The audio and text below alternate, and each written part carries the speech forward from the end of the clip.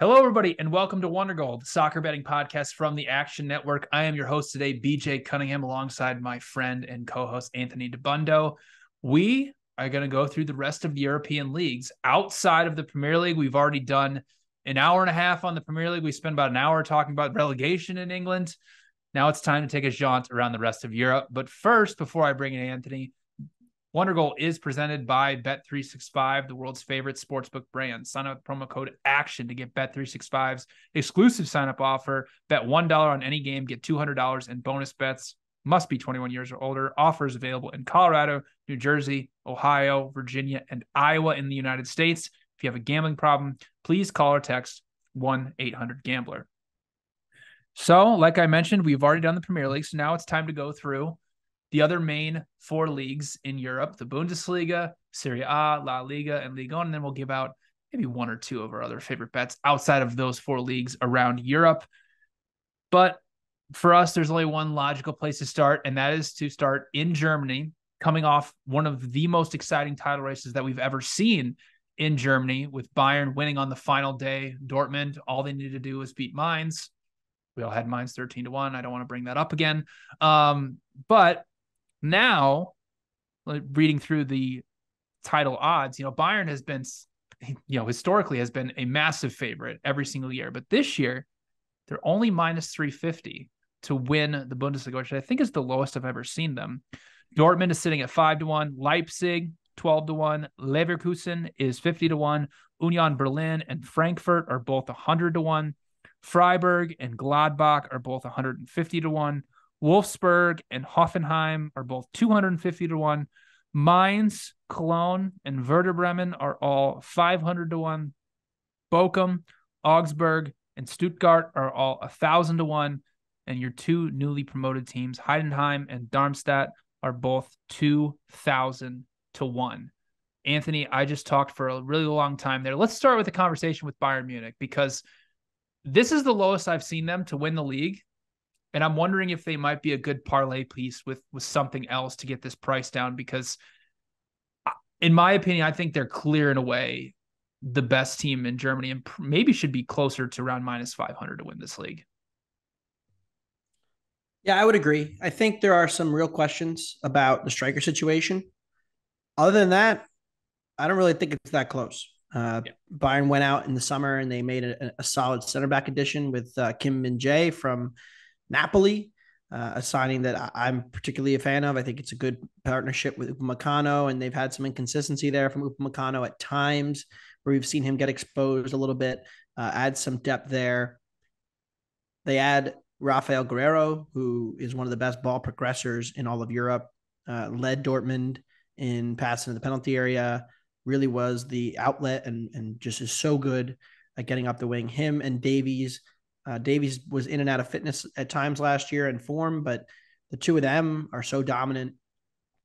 And the midfield is still as good as ever with Kimmich and Goretzka kind of in their peak prime here. So where's the hole in Bayern? And we all know what it is. I mean, it's the striker, and they went from having a 25 to 30 plus goal year player in Lewandowski to someone who, Choupo-Moting was okay, but they really had scattered goal production. I mean, it had been so dominated by Lewandowski that with his absence, it didn't really change how good Bayern was in the aggregate.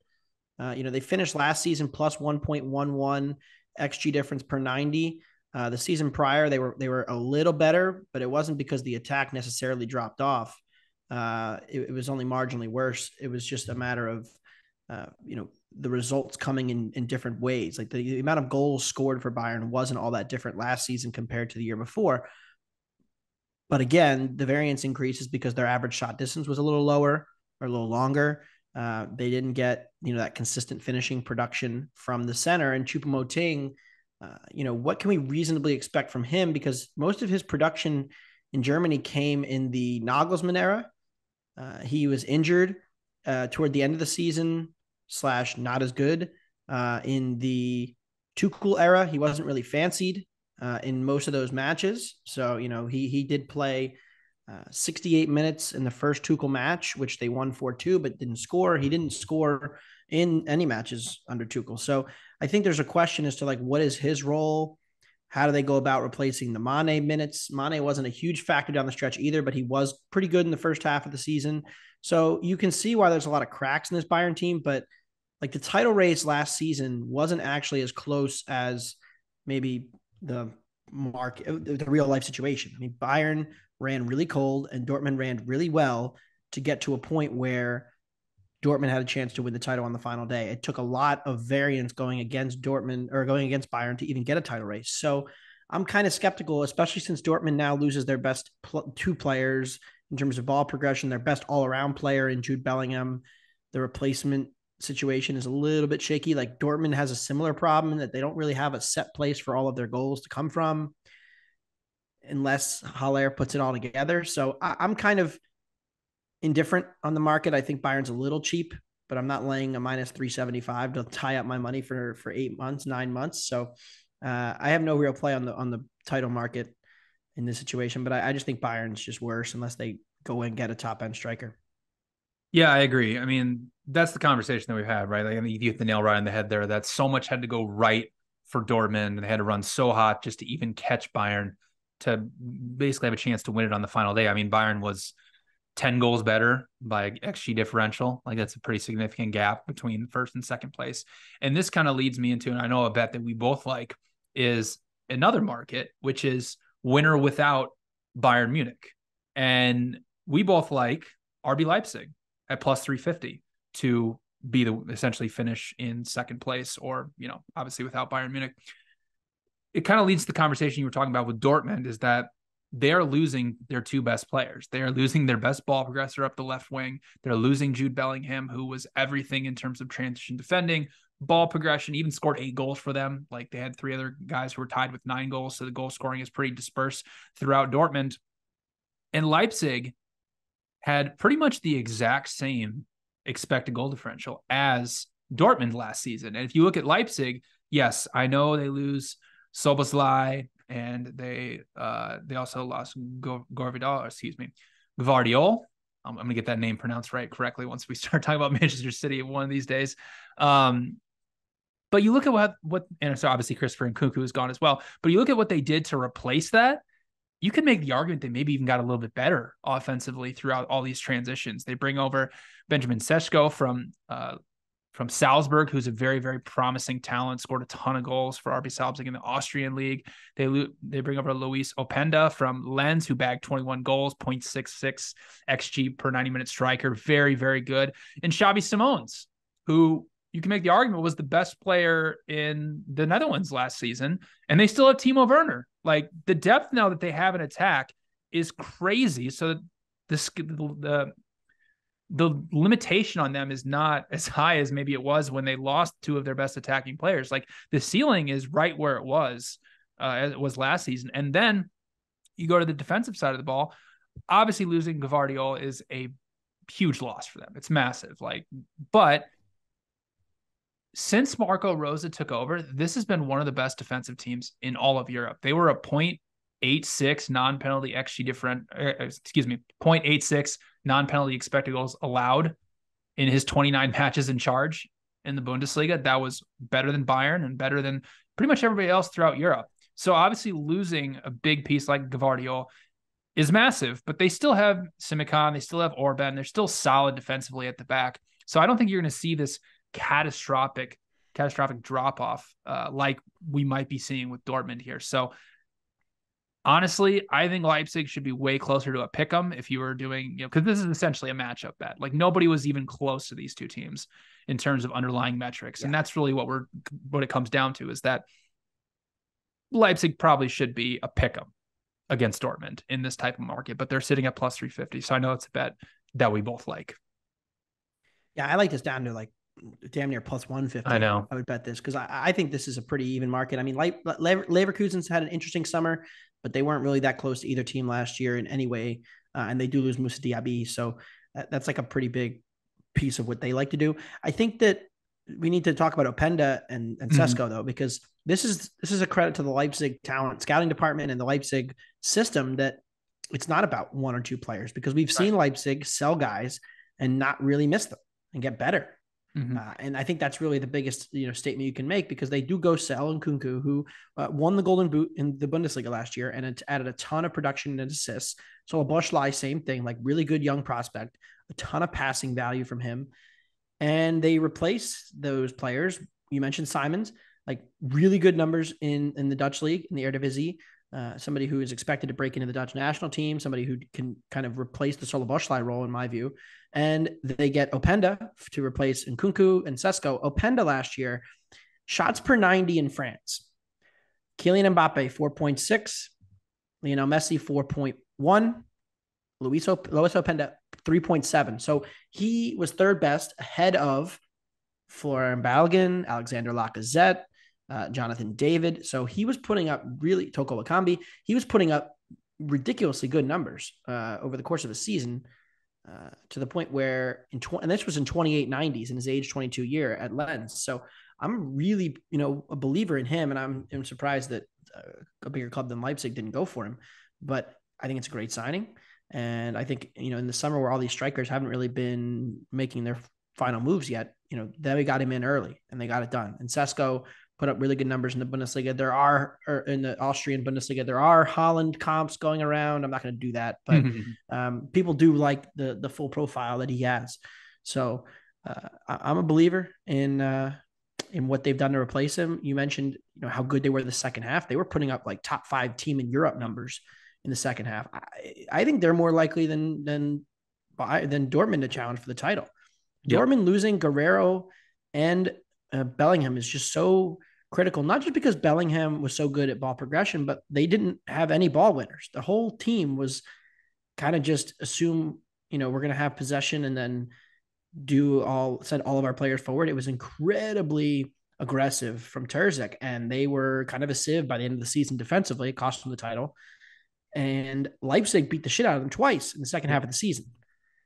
In the league match, Dortmund won, but it wasn't very competitive on the box score because they had 2 fluke goals. And then in the cup match, I think the first 15 shots of the game all went to Leipzig. So these 2 teams weren't that even in the second half. I had Leipzig clearly rated better. I still do. I like the summer moves. So yeah, let's make it 2 for 2. Love Leipzig. Probably one of my bigger bets of the offseason. I haven't finalized the card yet, but I imagine that will end up being one of my biggest bets. Yeah, and one of the things Dortmund did to replace Bellingham, they brought over Felix Mecha from Wolfsburg. But if you look at his profile, I mean, yes, he's somewhat of a good ball winner in the middle of the pitch, but he can't pass. Like, if you look at it, I think he's only a 75% pass completion rate for a midfielder, and he doesn't really progress the ball going forward. So you obviously lose that. So now who's going to be progressing the ball? They brought over Sabitzer, who had obviously a terrible season last year, had to go on loan to Manchester United and didn't really feature there. So how good is he going to be? So they basically just took half of the Bellingham money and spent it on those 2 players, and they can't even make up for half of what he has done for them. So yes, I agree with you. He's probably one of my bigger bets as well. It's going to be Leipzig essentially over winner without Bayern at plus 350. Yeah, and Dortmund will score goals. Yeah, Brandt, of course, and Royce, if they can ever keep Royce healthy for more than a few minutes a year, they're going to score. But I think this defense is really scary right now in the midfield, especially. Like, there are no ball winners in this team. Emre Can, going into his age 29 season, is the best ball winner, and they only got 21 90s out of him. So he missed 45% of the season. I think that they lose Mo Dahu, who wasn't really a factor last year, but could have been. He leaves. So there's not a lot of midfield ball winning here, and the defense. We've had this conversation about Dortmund so many times. There was a brief period where they were more conservative, but they have turned up the dial again and are now kind of back to old Dortmund. Yeah, and then you obviously look at their attack, Haller and Daniel Malin up top. You can make the argument that RB Leipzig is way better than them at the striker position. So we basically just broke it down that Leipzig is better in attack, in a midfield, and defense than Dortmund, and yet they're still sitting at this price. So this is one of our favorite bets. But let's move on, because who doesn't love to talk relegation here in the Bundesliga? And you, Anthony, I don't know why you're doing this. You're betting your Bach to be relegated? I hinted at this in the spring. I don't know if you guys remember. I kind of dropped it as like this team could be in real serious trouble. I think it was after they got housed by Dortmund 5-2. But this team has really lost a lot of talent, and they have not done much to replace it. Marcus Thuram leaves. He's at Inter now. Lars Stindl leaves. Jonas Hoffmann leaves. Remy Benzebaini leaves. And for my money, that's 3 of the 4 best players on the team. Maybe 5. With Thuram, Hoffman, and Benzebaini. Manu Kone is still there. He's their best player. He's a midfielder, young guy, 21 years old, had an impressive season last year. But again, like, he's not offering a ton in terms of possession. It's a lot of ball winning, not a lot of forward attack. And they have not really replaced anyone to the level that I feel confident. Thomas Kvansera is the name that they brought in to score goals. He was in the Czech League. He had a decent season there, but it's the Czech League, and he's gone up to the Bundesliga now at age 22. And I just don't really know what they're going to expect from him. Like, transfer market value doesn't think it was like a huge move. They went out and found this gem that nobody'd heard of. So that was a lot of lost attacking production. We know the defensive issues. Farka is gone. They bring in Gerard Soani, who had been at Young Boys and was okay there. Went to Leverkusen. Went to Frankfurt. Wasn't very good there. No, was Leverkusen. All right, check that. Went to Leverkusen. Wasn't very good there. Got sacked pretty quickly. They lost 62 of their 91 goal involvements from last season. And they've replaced him with like one guy. So I think that 33-1, if you look at the board, there's 4 teams that I think are clearly worse than everybody else. And it's the 2 newly promoted sides, Darmstadt, Heidenheim, and then the 2 teams that probably should have gone down last year but didn't, in Bochum and Augsburg. After that, it's a pretty small gap. Like Werder Bremen has made some real improvements this year in the midfield. I think they're going to be okay. Like we talk about the next couple of teams, like Stuttgart had a better XG difference than Gladbach. Yeah. Freiburg, Wolfsburg, Union, Mainz. Like, I think they're all on paper right now better than Gladbach. So then, like, there's only Hoffenheim, who I know you're down on, and Cologne, who did quietly lose a ton this summer. Like that's pretty much it. So, like, they're probably not getting relegated. They're 33-1 for a reason. But there's a world where if this attack really struggles early, they get pulled into that bottom 5, and they're in a scrap by the end of the season for relegation, and they don't have money.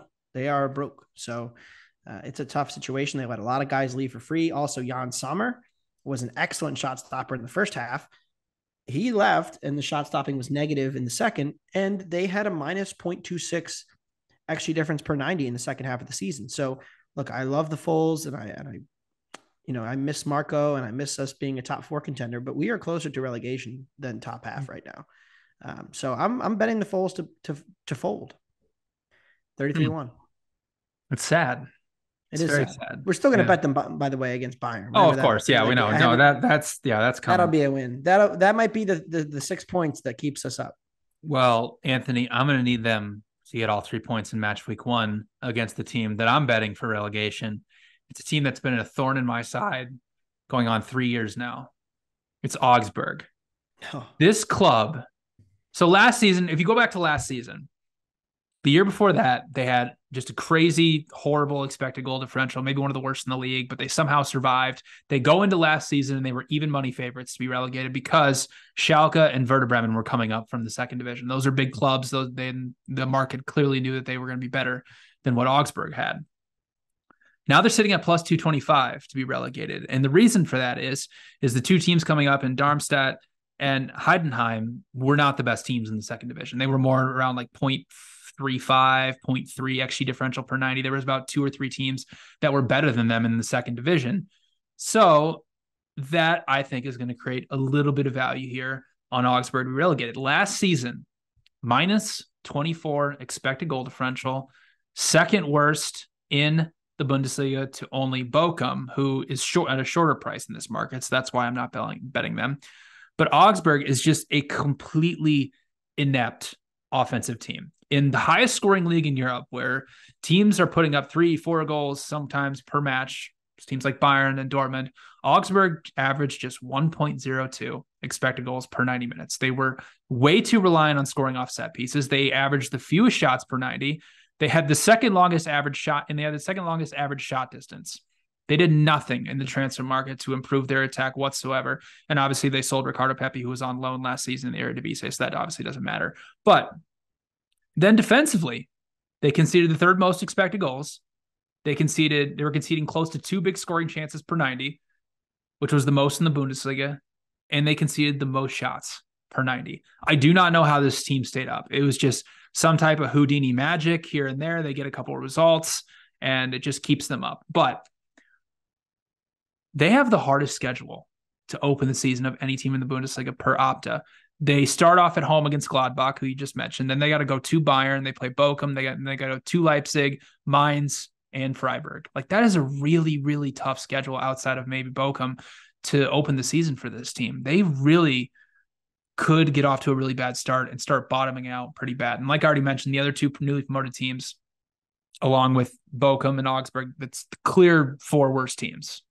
And then how the Bundesliga works, if you're obviously new to this, is that the bottom 2 teams get relegated, and then the 17th place team plays in a relegation playoff against the 3rd place team in the 2nd division in Germany. So it's going to be Hamburger again, and they're going to lose again. Hamburger again, I know, and they're going to get routed like 7-0.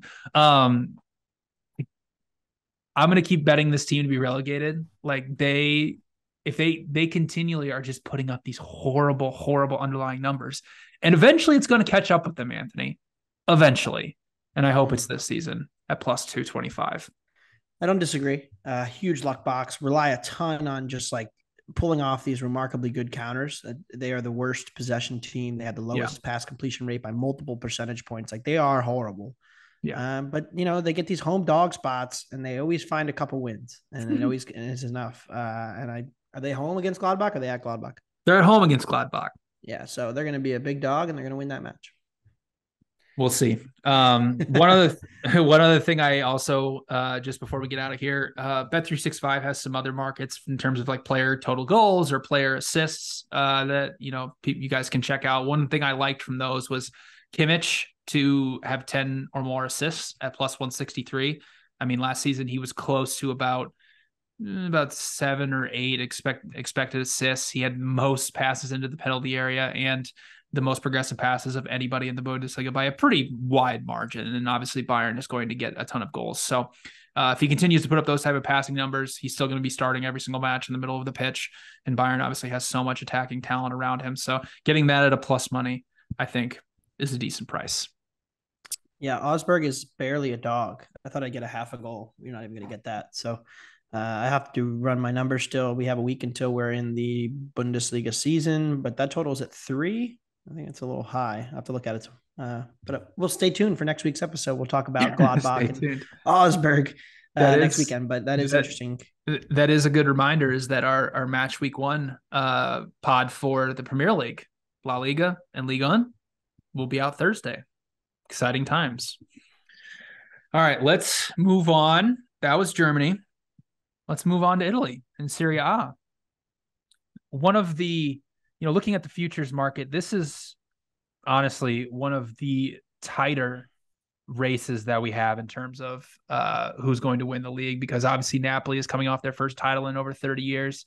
But we start off with Inter, who is your favorite. They are sitting at plus 175. Napoli is 3-1. Juventus is a little over 3-1.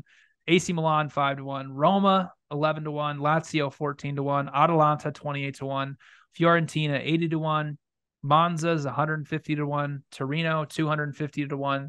Udinese, Sassuolo, Bologna, they're all 500-1. Salernitana, Cagliari, welcome back. Frosinone, Lecce, Empoli, Verona, and Genoa are all 1,000-1. Anthony, I don't really think this is really hard, because we were talking before that the price on Napoli isn't good enough for me. I really think they probably should be the favorite here to win it again. They put up the best underlying metrics of anybody. Yes, they lose Kim Min-jae, but they kept Oshman, they kept Kvaratskhelia. They are still, in my mind, the best team in this league, but I don't know if we can lay at a price of 3-1 to win the league. Well, I think it depends on what you think of Juventus and Milan and like how reasonably in the race are they. I personally have seen nothing from Allegri's Juventus that makes me think that they're about to mount a big title charge. Obviously, they had last year. They had the issues regarding the transfer stuff, and then they lost points. They got docked, and they were not in Europe as a result. But even their underlying metrics, I mean, they were plus 0.36 xG per 90 with Vlahovic. They may lose Vlahovic between now and the end of the transfer window. He's rumored to, be linked a couple places as potential move away. And then you just like look around and this team, there's nothing in their profile that makes me think that they're about to figure some things out. They were extremely passive off the ball.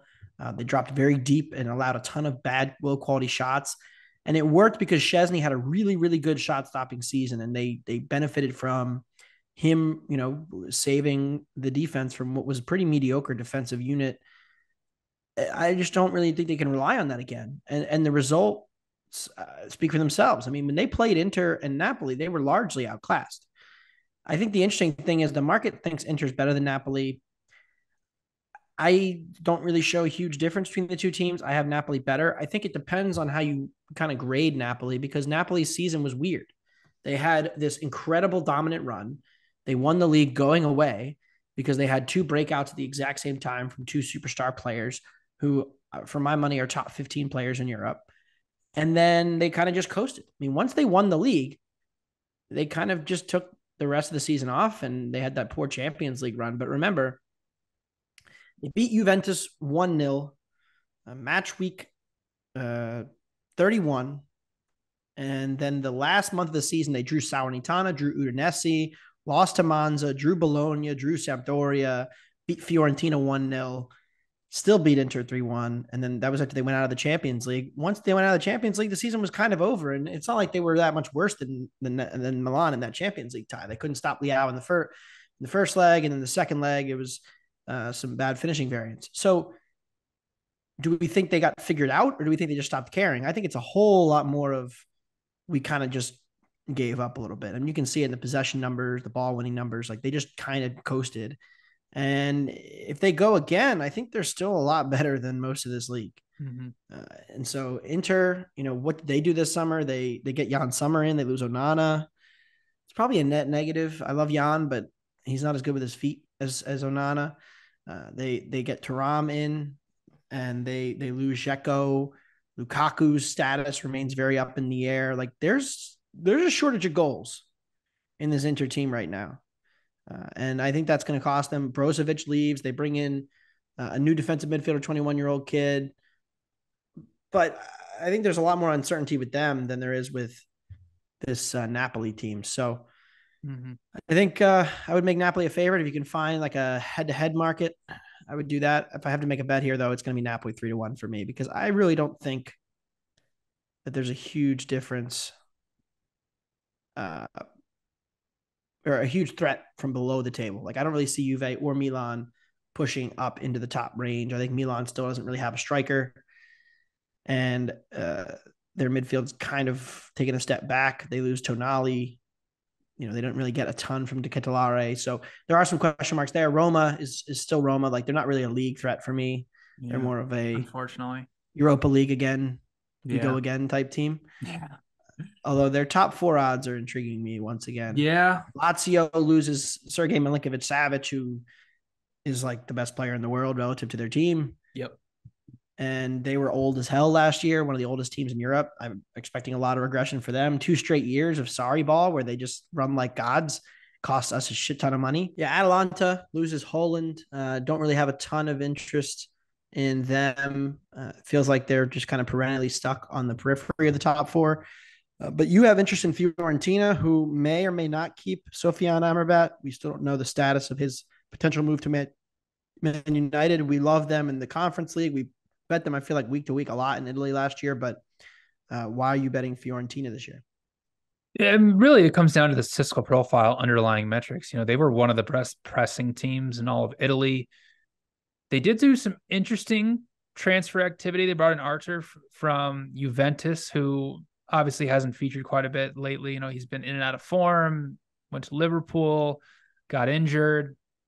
But if he can hit and he can find his old form, then him along with Amrabat in the middle of the pitch. And then really this bet is dependent on Amrabat, whether he stays or not. What's been recently reported is United's trying to get the deal done, but Amrabat has also come out and said if he stays at Fiorentina, he's fine with that. So he's not necessarily demanding a move to Manchester United. If he stays, he'll be one of the best central midfielders in Serie A. Fiorentina last season, plus 11.7 expected goal differential. That was only 2 worse than Juventus. It was better than Lazio. So when you're looking at this race going for the top 4, if you don't believe that Lazio and Juventus are contenders, like we've already just mentioned, are they significantly worse than a team like AC Milan, Roma, or Atalanta? I'm not so sure. They're not going to be playing in Europe, so they won't have that added pressure or those added matches, while all these other teams are going to have midweek matches. They're going to be really congested. So if you're looking for that team from the outside looking in that could maybe threaten that top 4, Fiorentina might be worth a look. I mean, there might not be enough goals in this team. They have some decent attackers. Jovic, Arthur Cabal, Nico Gonzalez are all fun attackers. But really what it's going to come down to is if Fiorentina can continue to put up some of these underlying metrics and some of these pressing numbers that we've already seen and continue to be a solid defensive team that barely allowed over 1 expected goal in Serie A last season, they could potentially threaten the top 4. So at a price of 6-1 is interesting. I would like a bigger price, honestly. I really would. I would like maybe a 7 or an 8-1. And you also mentioned Roma. They're going to be without Tammy Abraham for a decent portion of the season after he got injured at the end of last season and I believe it was a torn ACL. So, and they just lost Roger Ibanez to the Saudi League. So who knows with Jose at this point. And, if outside of Abraham, I mean, I think they're just going to continue to rely on Dybala to be, score that many goals. I'm not so sure with Roma. So it's a very interesting top 4 race here. I really wish, Anthony, I really wish they gave us odds not to finish in the top 4, because I would be running to the window so fast to bet Lazio and Juventus in this market. But obviously in Serie A, along with these other markets that we'll talk about, they're not as diverse as the Premier League is. So we're kind of just stuck with what we have. And honestly, Fiorentina is the only thing that caught my eye in top 4. Yeah, I think we might.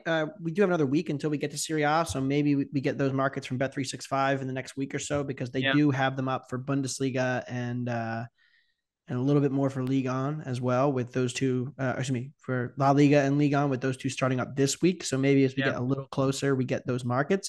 I generally agree. Like Fiorentina had the field tilt numbers of a top 4 team in Italy. Yep. They just didn't quite have the attacking output.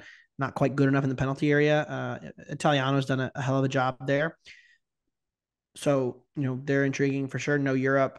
I just think there's just a huge kind of caboodle of teams in the middle, like a group of teams that I don't really know what to make of. Between 3 and 7, I would probably have Fiorentina right there with Lazio. Lazio falls down. Fiorentina takes that spot. Where does Atalanta fit in? Like there's a lot to kind of parse through. And this is a league that's not going to be decided early. So I think we're going to get more time. You don't have to rush to bet futures before the season just because the season's starting. Mm-hmm. Let's get a little bit of data on some of these teams, see how things are progressing, maybe wait for the transfer window to close. So I have actually not made a single bet in a Serie A. The only ones, I'm interested in are Napoli and Fiorentina again.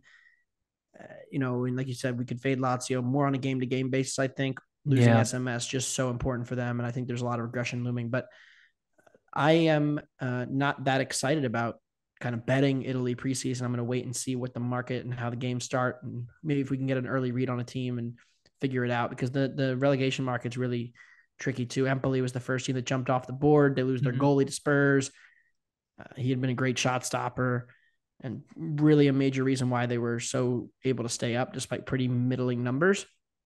They could be in real danger, but the market's kind of onto them too. So it's a really interesting league. I love watching Italy every Sunday, but in terms of betting it, no real huge, you must run to the window and bet this for me in Italy.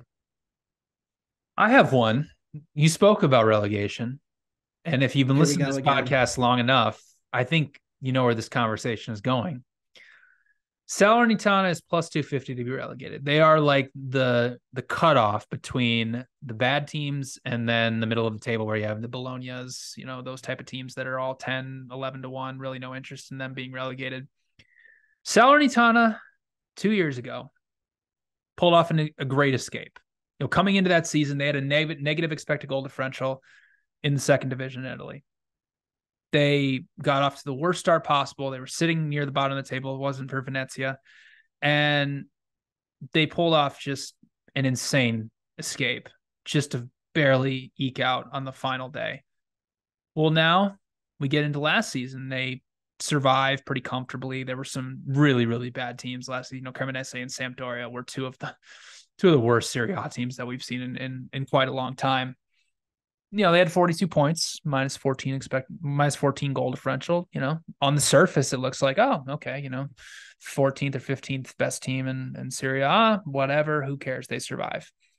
They had a minus 30.5 expected goal differential. That's insane. They conceded 67.5 expected goals in 38 matches. What happened is that they have a decent striker in Buendia who overperformed his XG by 6-7 goals himself, along with a lot of other attackers who drastically overperformed offensively. And for whatever reason, Memo Ochoa just continues to be the greatest goalkeeper in the world, and just went to Salerno in the middle of the season. He only ended up with like a +2 post-shot XG plus minus. A lot of that was because he gave up 8 goals to Atalanta, and what happens with Salernitana is they'll get these luck box draws against better teams, and then you'll just see Atalanta or Inter, whoever, just pour 5-6 goals past them, and then they continue to get these luck box draws, luck box wins, and that's just what happens throughout the entire season. But similar to the conversation with Augsburg in the Bundesliga, eventually you're going to regress to what your expected numbers are, and you're smiling at me. Eventually they're going to get relegated, Anthony. And if you look at the teams coming up, we have a couple of big clubs coming up. Cagliari's coming back. They're a big club. Yeah. Genoa, who has obviously been a mainstay in Serie A for a long time. Frosinone has been up here a couple of times. You look at some of the expected metrics from those teams. Cagliari wasn't that great. They had by the way, they're a very fun story because Claudio Ranieri basically pulled them from the grave up into a playoff spot and got them into Serie A, but they didn't have great underlying metrics. But again, they're a big club. They're able to spend a little bit of money to get better, and they're going to stay up. They're going to stay up. Exactly. Yeah. Genoa and Frosinone both had around a plus 0.7 XG differential per 90 in the second division. Those are decent numbers. So you compare that to what Salernitana did. These are not teams like Sampdoria was last season, who just are going to come up and quit, or even a Cremonese, who was god awful as well. So eventually Salernitana is going to get relegated. And now we're getting better and better prices. They were about minus 120 to be relegated in their first season. They were about plus 150 in the next season. Now they're sitting at plus 250. That price is crazy considering where their underlying numbers have been and how bad they've been defensively. Memo Ochoa is going to be 39 years old. Maybe he'll just continue to be the best goalkeeper in the world. I don't know. I don't think Buendia can continue to overperform his expected metrics, but he did it at Reims. Now he did it again is here at Salernitana. Is there a player in the world that's cost you more money than Buendia? Immobile is the easy answer to that question. Okay, yeah. But besides him, Buendia, because I remember he missed a bunch of chances for Villarreal in the Champions League too to send them home, and we had them against Liverpool. But anyway, that's my only bet for relegation. Again, hopefully, Anthony will have the Serie A preview up on the actionnetwork.com, before that season starts next week. So if we get some more diverse markets, we might get some more odds there. But yeah, if we can find a not to finish in the top 4, I'll be running so fast to bet Lazio. I'll lay there's your Bayern parlay piece. Oh, there we go. That's perfect. Bayern money line, or Bayern to win the Bundesliga, parlay with Lazio to finish top 4. No, because you're definitely laying a solid number against Lazio. Yeah, they're, I think they're about 2 to 1 plus 250 to finish in the top 4 right now. So you're probably gonna be laying around a minus 300 or somewhere around there. So you can probably hopefully get that down to at least an even price. But yeah, how does that lose, Anthony? Who knows? We'll find out throughout the season. They lost last year. That's true. All right, let's move on to Spain. I'm excited for this one. This is an I interesting don't say that one. very often about Spain. Yeah, My disdain for because this league. for me, obviously, if you're somebody who's new to Wondergoal, you're somebody who's new to betting on soccer, new to betting futures in soccer, the futures market in Spain is usually just a 2-horse race. Right now, Real Madrid is your favorite at even money. Barcelona is sitting at plus 138. Atletico Madrid is 9-1. Then there's a big drop off. Sevilla 33-1. Sociedad 40-1. Villarreal 50-1. Athletic Bilbao 80-1. Real Betis 100-1. Osasuna and Celta Vigo are both 500-1. Mallorca, Valencia, Rayo Vallecano, Getafe, Girona, they're all 1,000-1. Almeria, Alaves, Granada are all 1,500-1. Cadiz, 2,000-1.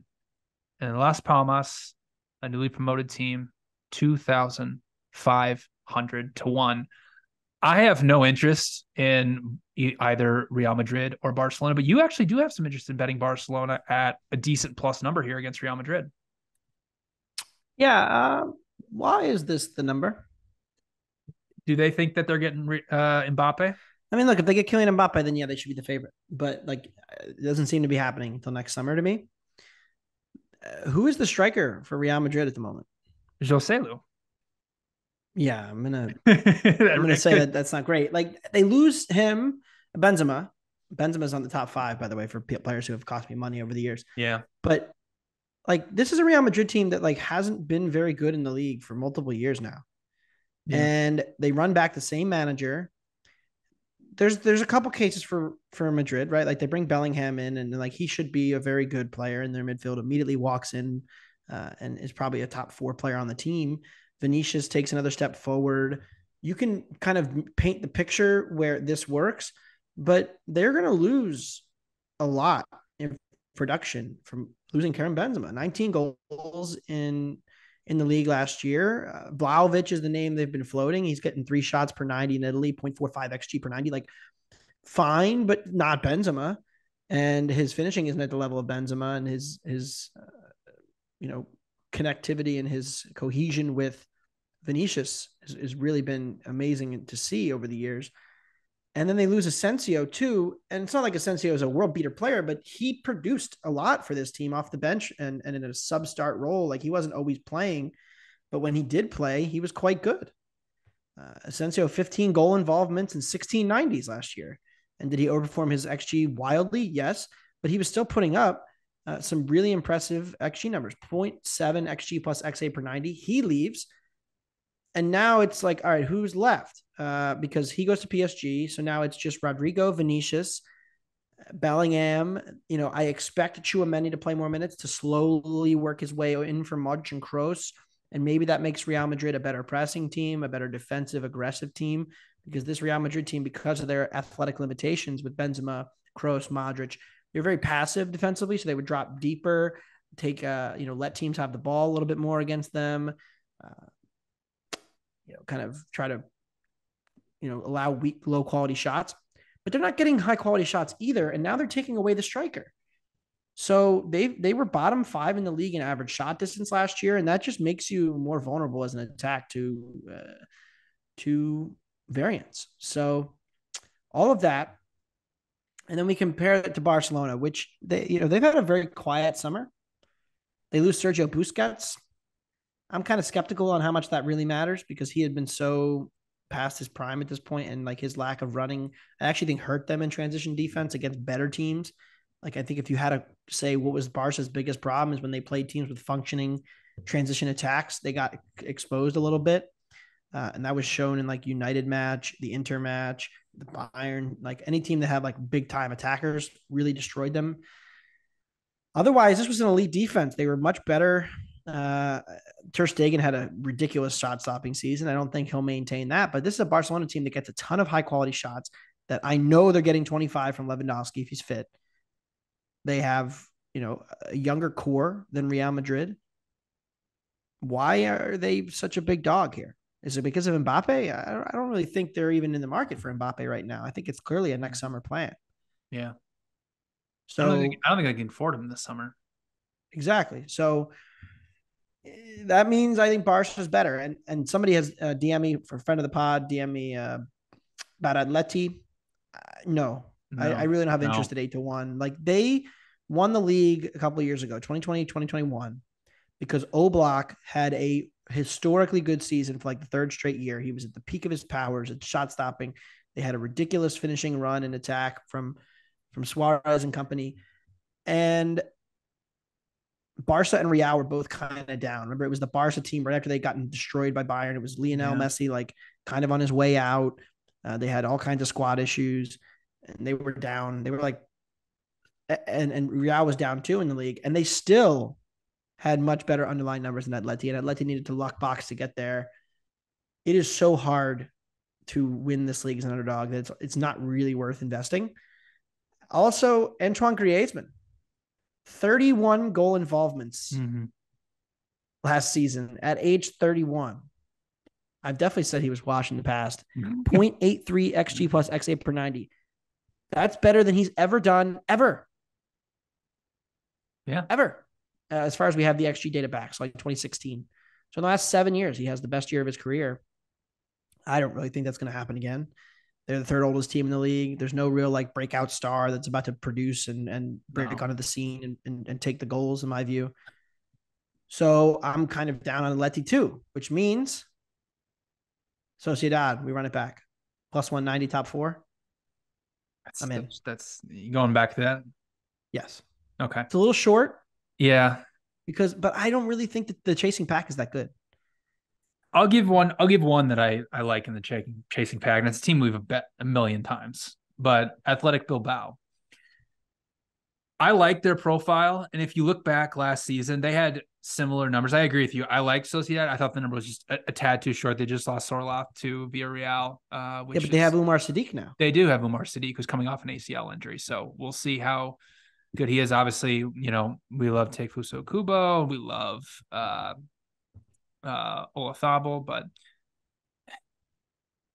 Athletic Bilbao, they do lose Inigo Martinez to Barcelona, who is their best defender. So that's a problem. But this is a team last season that put up the fifth best expected goal differential, only 2 goals behind Real Sociedad. Obviously, a very, very good defensive team. And they're so difficult to play against because they can come out and press you with their forwards. They had the most high turnovers of anybody in La Liga, and they can sit so well compact defensively in that low block. The best final third to box entry conversion rate of anybody in La Liga as well. Martinez is a loss, but you look around, they didn't lose anybody else. The Williams brothers are still there, putting up great numbers. They have one of the most exciting young players, Nohan Senset, who was about a 0.5 XG plus expected assist per 90-minute rate at the age of 22, commanding a $30 million transfer value on transfermarket.com. And again, we look at the chasing pack. Sociedad, I agree with you. I think the number might be just a little too short. Sevilla and Real Betis had significantly worse underlying metrics. Sevilla has obviously completely fallen off in terms of where they are as a team, and I don't really see them as much of a threat anymore unless they luck box their way up to the top 4 like they've done in previous seasons. You look at Villarreal, who just lost Pau Torres. There's really nobody else other than Bilbao and Sociedad in the chasing pack for top 4. And you also mentioned the problems with Atletico Madrid, how they're old and they're only getting older, bringing in, Azpilicueta and Sionku to somewhat shore up their defense. I don't know if that really does anything. Over the course of the end of last season, Simeone started playing a lot more aggressively. Atletico was putting up great offensive numbers. I think that's why you saw Antoine Griezmann, who forever was playing in Simeone's 4-4-2 low block, keying on defensive metrics. But now, Atletico was putting up 2-3 expected goals towards the end of last season when they switched to the 3-5-2. So we'll see what happens. How I would attack Athletic Bilbao is I like them at 9-1 to be the winner without Barcelona or Real Madrid, because nobody's catching those two. It's going to be a 2-horse race. Them being better than teams like Sevilla, than Real Betis. I think there's in Villarreal. I think that's a decent price to take a chance on them. Finally, it looks like they're not going to play in Europe. Osasuna's been going through this weird like match fixing thing where they from like 10 years ago where they got banned from Europa Conference League, and then Bilbao was going to take their place, but then they appealed it and they won that appeal. So I'm not really sure what's going on with that right now, but Bilbao's not going to be playing in Europe, so they won't have that added pressure with them, while Sociedad is making their return to the Champions League, which is obviously huge for them, and added matches in there. So at a price of 9-1, I think it's a decent price on Bilbao, a team we obviously have bet, a million times to be the winner or to essentially finish in third place. Yeah, Villarreal got raided. I mean, they lost Jackson to Chelsea. They lost Chiqueze to Milan. They lost Torres. Like, that's two of their 3 or 4 best players. Lo Celso, who was awesome for them on loan last year, goes back to Spurs now. So, like, they have gotten raided. I wasn't even really a big fan of them in the market. Like, after Emery left, they kind of stagnated. And so I think there's real regression coming for them. I wouldn't be surprised to see them in the mid-table. Sevilla is interesting because you're kind of buying them at the peak here again. Like, who's the real Sevilla? They're not the team that played relegation level the first half of the season. But then, like, you could squint and say, well, they had a plus 0.4 XG difference per 90 in the final 3 months of the season. That is about what they would need to play out for this season to deserve that number at plus 230 or whatever it is to finish top 4. And they weren't that 2 years ago. They don't really have like a list of an impressive list of players coming in. They probably get more from their strikers this year and the series, but like they weren't good defensively either. So I think there's still a lot of questions about this Sevilla team. Like, what are they really? I still think that they're clearly worse than Sociedad and slightly worse than Bilbao. So I could see them finish 5th or 6th, but I really think top 4 is a stretch. And I just like the Sociedad team. They also got Andre Silva in there. Mm-hmm. He's okay. Him and in for Sir Loth, who leaves. It's kind of wash for me. Sadiq, though, 24 goals in the second division. Then he had 27 goals in the second division for Almeria. He scored 3 goals in the first 2 games, then got sold and then got hurt. So him added into this team is a real threat. And, we don't know what he looks like off this big knee injury, but if he's anywhere close to what I think he can be, then this is like a 20 goal per year striker on a team that if they had a problem, it was scoring goals. It's an elite defensive team. I still like Sociedad, and I know it's a little bit cheaper this year, but I think there's a good chance they finish 3rd, and I'll be looking to find like a Sociedad over Atleti market. I don't know that we'll get one, but if we do, I'm intrigued by it. But I guess what is their winner without Barca Real price? Sociedad is sitting at 6-1 to be the winner without. That's an interesting price. Yeah, I think I like that more. Yeah, and just as much as top 4. I mean, I'm going to bet some top 4, and I'm also going to bet some winner without. I really just like the everything about this team, the system, the addition of a Sadiq who has a ton of upside. They were just about as good as Atleti last year until Griezmann went God mode for like 3 months. Exactly. And the thing about Atletico as well, like they're not going to get better defensively just because they brought in Soyuncu and Azpilicueta. If they're going to continue to play this high-scoring, high-event style, I think it's going to be a net negative for them in the long run because of how old they are in attack. Like they're basically just going to be relying on Morata and Griezmann to be most of their attack for an entire season, and I'm not sure they can really keep that up. Yeah, and Oblak has not been the same guy the last 2 years. True. He's been fine, but like not the same guy, not the holy goodness God level shot stopping. So that was really their ace in the hole. Without him at that level, it's just kind of a blah profile of like a team that doesn't really have a high ceiling.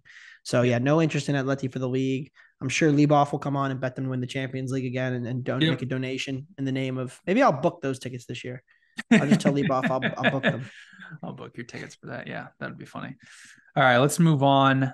I'm going to move us on to relegation. There is a team out there that I told you before this market came out that I really wanted to bet. And I was hoping they wouldn't make them the favorite to be relegated or something at a minus number, and they didn't, and I'm glad they didn't. But I love Cadiz to be relegated at plus 138. They're giving me the same similar vibes to what Elche was going into last season, a team that, in Cadiz, they had a minus 20 expected goal differential, which was 3rd worst in La Liga. They really should have been relegated. Espanyol really should have stayed up. And when you're talking about relegation, we've obviously talked at length about this really, but you want to bet teams that have the biggest potential for things to go really, really wrong. And you have to ask yourself, what can really go right for this team to stay up? If you look at the teams coming up from the second division, Granada and Alaves have been mainstays in La Liga for a while, and they have a decent talent pool if you look at transfermarket.com. Las Palmas is a very, very interesting team, Anthony, because they put up insane underlying numbers in the second division, around a 0.78. They were a 0.78 XG differential per 90, and that was way better than Alaves, way better than Granada. Very clear in a way the best team in the second division. So although they have the least talent per transfermarket.com, they are going to project out to be a halfway decent team that, could finish 14th or 15th in this league. So now you look at a team like Cadiz, who should have been relegated, what were they really good at last season? They were near the bottom defensively. They were a really, really bad low block that allowed 1.6 expected goals per 90 minutes. They weren't effective in transition. They had the third lowest amount of shots, second lowest big scoring chances, fifth longest average shot distance. It's just only a matter of time before a team like this gets relegated. And so at a price of plus 138 to go down, I really think they should be the favorites to go down, given the teams that came up from the second division. And there's really no other team other than Almeria who, they lose Bilal Torre, but they bring in a Kone, who's a nice addition for him, and a team that can actually score goals, as opposed to this Cadiz team that can't defend, can't score, can't really do anything well, and just needs kind of a couple crazy results against the bottom half of the table to stay up. So, oh, and one more thing I forgot to mention about Cadiz. They just lost Theo Bongdanga to Moscow. He led their team. Yes, led their team with 4 goals and 3 assists. That was the highest total of anybody. It was a 0.38 XG plus expected assist rate per 90. Nobody else was even close on their team who played over 10 90s. So I think this team is going down. They're giving me similar vibes to Elche. So I really, really like Cadiz to be relegated. All right, that will do it for Spain. Let's move on to our final league, France, Ligue 1. And Anthony, when I saw the title odds, this league maybe made me the most intrigued of any of the other leagues. Oh, yeah. Of what is happening at PSG right now. And I think it is creating a fantastic betting opportunity. But PSG is your favorite. They're sitting at minus 350. Marseille is 12-1. Lens, 20-1. Monaco, 20-1. Lille, 20-1. Lyon's 25-1. Rennes, 33-1. Nice is 50-1. Reims is 200-1. Strasbourg, 200-1. Toulouse, 250-1. Montpellier, 250-1. Clermont-Foot and Nantes are both 350-1. Lorient is 500-1. Le Havre is 750-1, Brest 1,000-1, and Metz is 1,000-1 as well. If you've been living under a rock, there's a lot of drama at PSG surrounding Kylian Mbappe on web. And I honestly, Neymar, and as we record this, Anthony, I don't know what the current status is. I know that he's been dropped for their first couple Ligue 1 matches. As it's been stated, it's basically a stalemate where PSG says we are not going to let him leave for free to Real Madrid. And he is basically saying, no, I want to play out my final year at PSG because he wants to, recoup quite a bit of money. And I think this creates a fantastic betting opportunity for a team down the board that had basically just as good of expected metrics as PSG had in Lille, who you can find as high as 35-1 in the market right now. Yeah. It's really, you have to dig into each team and kind of figure out who has the ceiling to get to that level. First thing first, league is shorter this year.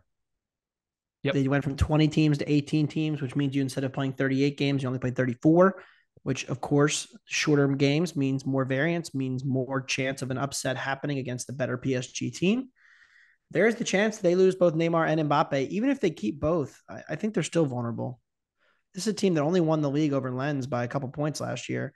And had Lens had a better day at PSG toward the end of the season, they could have won the league. Ended up being a 1-point gap. PSG kind of mailed in the last 2 matches. So the question is, who can get to that 80 points?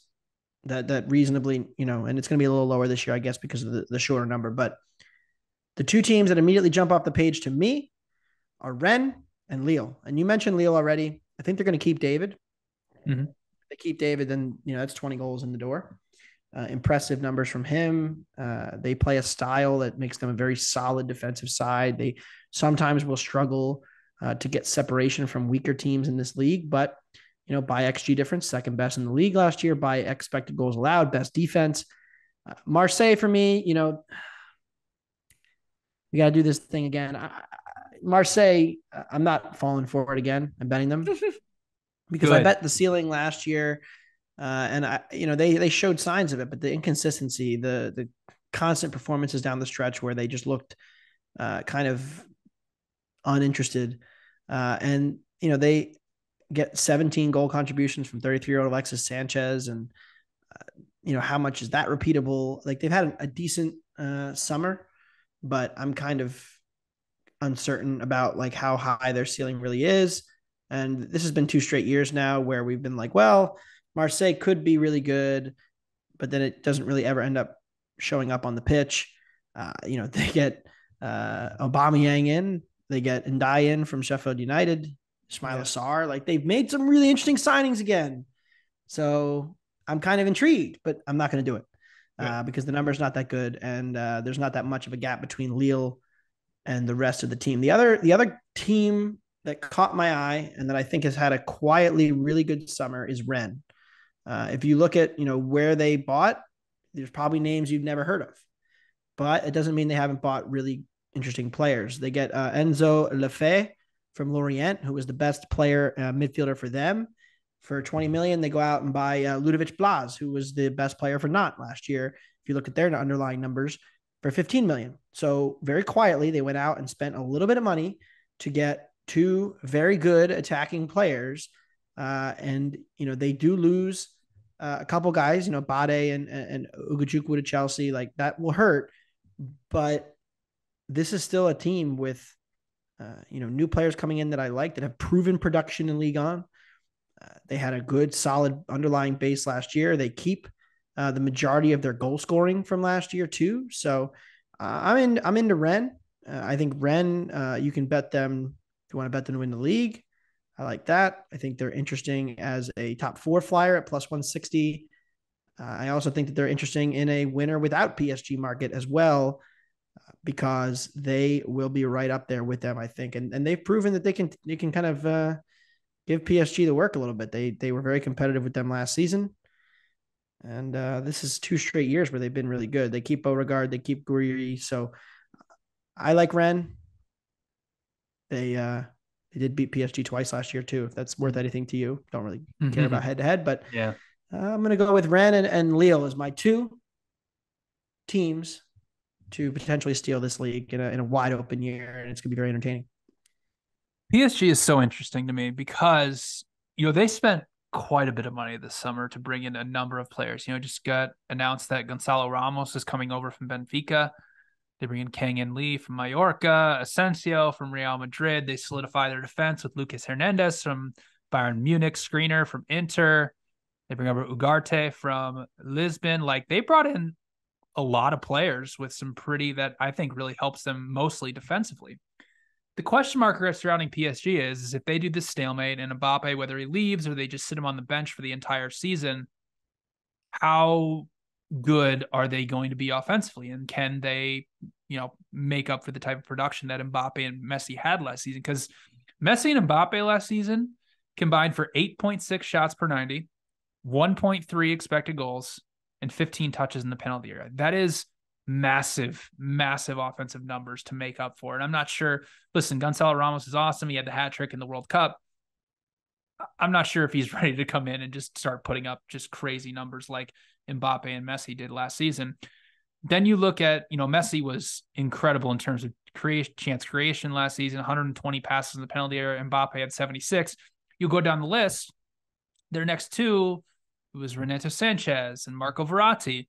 Well, Sanchez is rumored to be going on loan to Roma. Verratti is rumored to be going to the Saudi League. So now you basically have this squad overhaul and transitional period from PSG, and it almost creates this perfect opportunity to pick them off. And listen, even if you go back through PSG's season last year, if you remember the first 6 matches of the season, they looked like the best team ever assembled. I mean, they outscored their opponents 24-4. They put up 18.3 expected goals. Like, they looked like they were just going to run away and destroy everybody. Then the Champions League started. They started focusing more on that because that's always been PSG's main goal, is to win the Champions League. They say they care, but they really don't care as much about Ligue 1 and like they do the Champions League. And their performances dropped down. If you look at just post-World Cup, Lille had the best non-penalty expected goal differential by 4 goals over Marseille. They were at plus 19 after the World Cup break. And what made Lille so good, like you mentioned, their defense, which was amazing. I mean, they allowed under 30 goals from open play. They were going to be getting Jallo back, who missed the entire second half due to injury. Jonathan David, like you mentioned, he's going to be back. He bagged 24 goals last season. They kept their midfield together. They even brought in, some good talent. And most importantly, they underperformed offensively. 38 goals off 48 expected post-World Cup. And they kept their manager. Fonesca, he was rumored to go to Marseille. He was rumored to go to a bunch of different jobs. He turned all those jobs down to come back to Lille. And this isn't the Lille team, from a couple of years ago that was 4-4-2 low block transitional. Like, this is a Lille team that can control matches, can control possession. They controlled 60.5% possession last season on average.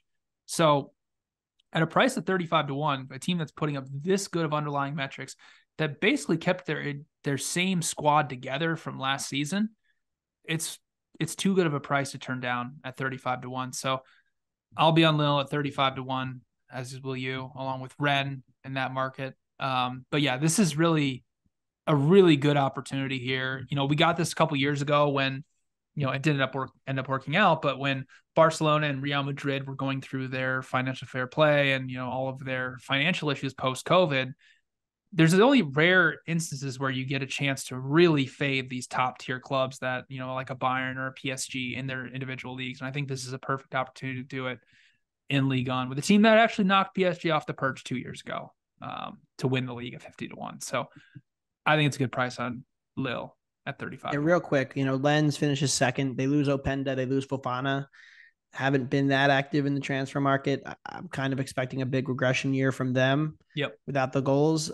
Monaco and Lyon both had decent seasons, but they both just kind of start from a really low defensive baseline to the point where I don't really trust them to hold up over the course of a 34 match season. So that's why I'm into the other two. Like I said, Lyon to win the league, Rennes winner without PSG, also like them top 4 plus 160. So yeah, riding those teams, and it's going to be a really fun league on this season. It is going to be fun. So let's move to relegation because, like you mentioned, we're moving to 18 teams. So that means there are, for a lot of these teams near the bottom of the table, there are 4 less matches against, relegation type fodder. And one team that caught my eye when I was going through the odds, it is kind of a short price. Stade Brestois at plus 168 to be relegated. I mean, this team was the definition of below average last season. They did finish 9 points from safety, but they had the second worst expected goal differential of the teams that survived. Lorient had the worst, but I think Lorient made a couple moves this summer that I think will make them a little bit better. Also, they're owned by the same team as Bournemouth. So, the same owner as Bournemouth. So you might see they have some money to play around in the transfer market. And, Brest just sold their best attacking player, Honorat, to Gladbach. So there you go. There's your attacking talent coming over, Anthony, to Gladbach. 0.5 XG plus expected assist rate last season. They brought back Martin Satriano on loan. He was on loan 2 years ago from them from Inter to try to bolster their offense. He didn't have a great season. Limited sample size. Wasn't really that effective offensively. They made a managerial change in the middle of the season. Brought in Eric Roy, who hadn't managed since 2011.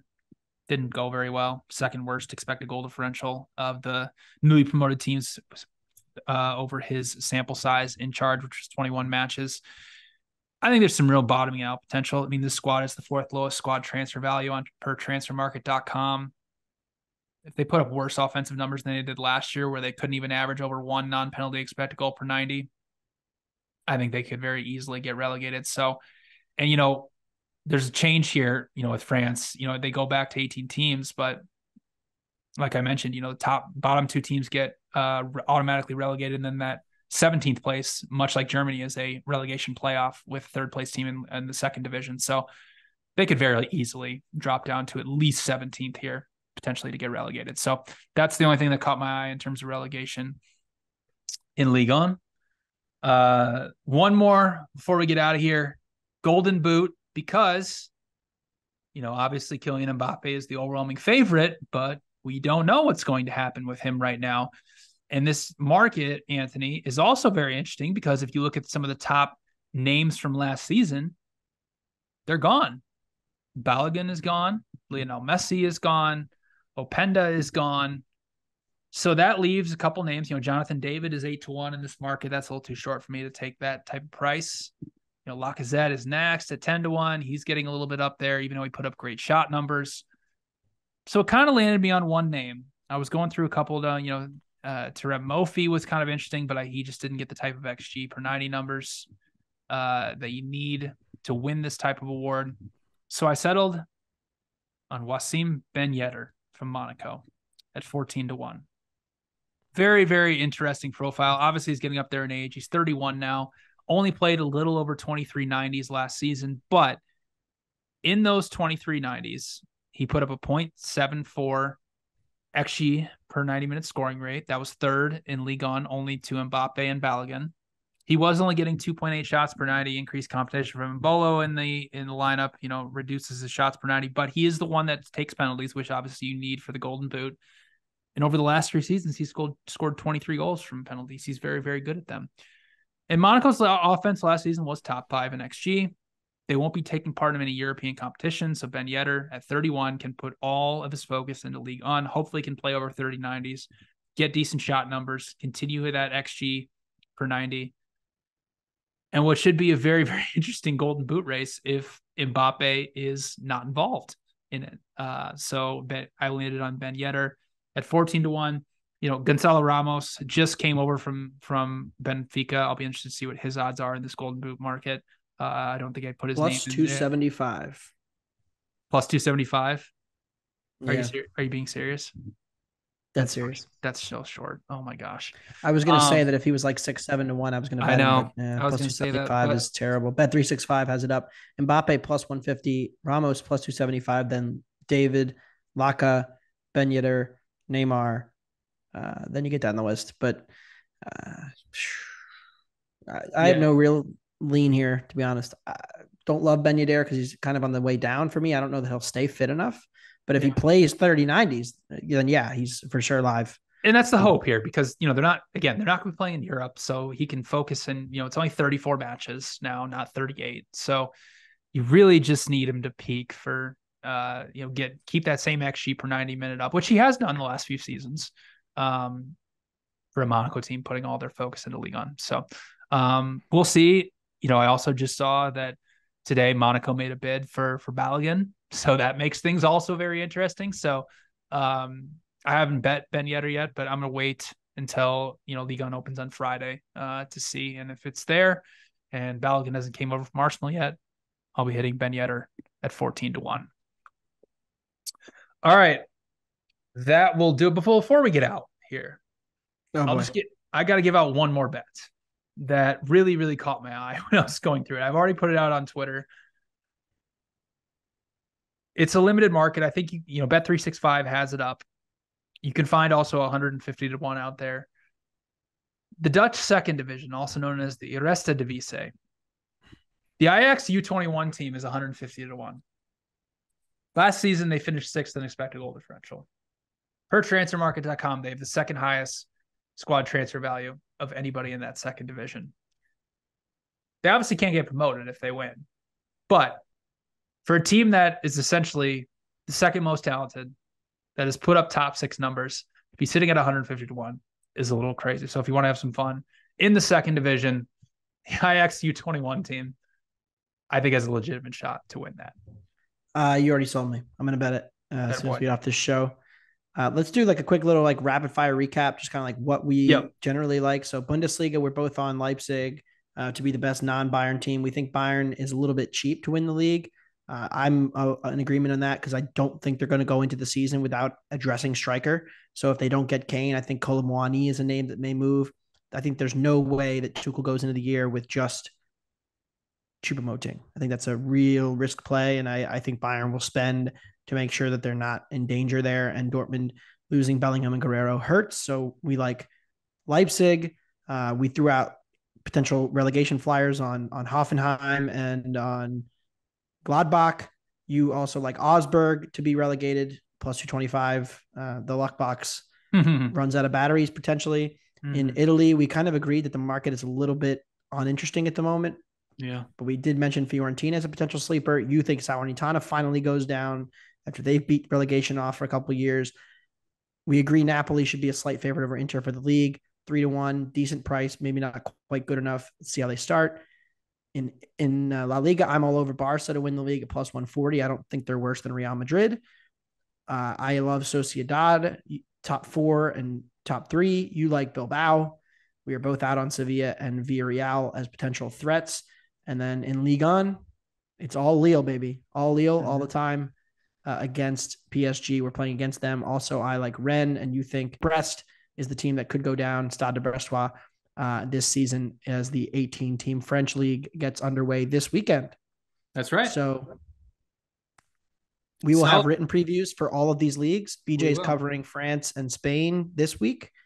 I will be covering Italy and Germany next week. You can find that in the Action Network app on our website as well.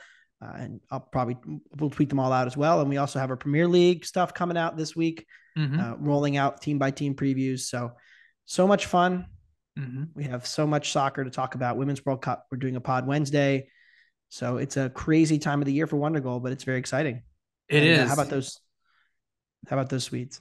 How about those Swedes? Let's hopefully by the time we get done recording this, they've beaten Japan and got into the semifinals. So that's a good note, a programming note here for Wondergoal. So if you haven't listened yet to our Premier League preview episode that we already did, go listen to that.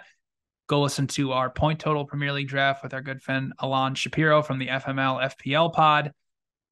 We will be obviously recording for the Women's World Cup quarterfinals coming up here on Wednesday as well for our match week 1 Premier League episode that'll come out. Both of those will come out on Thursday morning. For Anthony DeBundo, I'm BJ Cunningham. Thank you all for listening. Good luck with your wagers, and we'll see you all on Thursday.